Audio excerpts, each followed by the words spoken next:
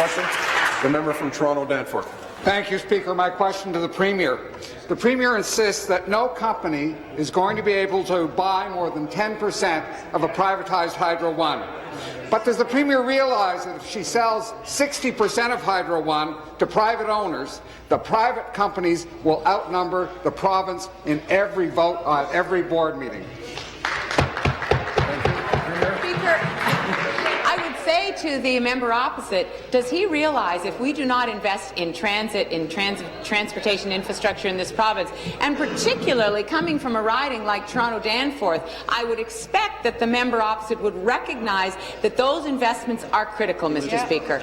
And I hope that the member opposite also recognizes that there is no plan being put forward by his party in terms of how he would make those investments. So, what I have said, Mr. Speaker, and what I made crystal clear in my conversations with Ed Clark and with his team is that the protections, the de facto control over the decisions that are made, Mr. Speaker, would rest with the government. That's why we have proposed that there would be substantial ownership, Mr. Speaker. That's why we have proposed controls over the chair and so on, Mr. Speaker. But that this would be a broadly held company, Mr. Speaker, and it would be a strong company, and the price control protections would remain.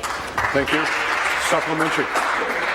The Premier wants to keep 40% of Hydro One and privatize 60%.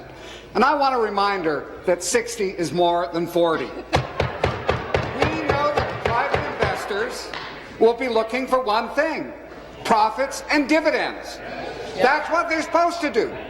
But you know where the money's going to come from. It's going to come out of the pockets of the ratepayers. Can the Premier explain how she can say the province will have de facto control of Hydro One when the public will be outnumbered 3-2 by private investors? Let me just talk about those protections that were absolutely fundamental to our decision-making in this. And I'm going to talk about the Ontario Energy Board because, as the member opposite knows full well, right now the Ontario Energy Board sets rates. So let's look at what the Ontario Energy Board did in March 2015. Premier.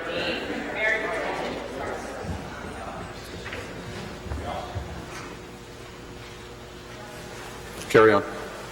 In March of 2015, Mr. Speaker, the OEB decreased rates by $100 for Enbridge and Union customers, Mr. Speaker.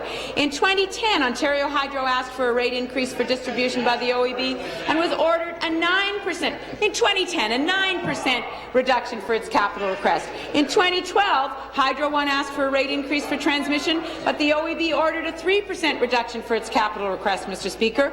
When OPG applied for a 6.2 rate increase in 2011, the OEB denied the request and lowered rates by 0.8%, Mr. Speaker. That's the protection that remains in place. Thank you.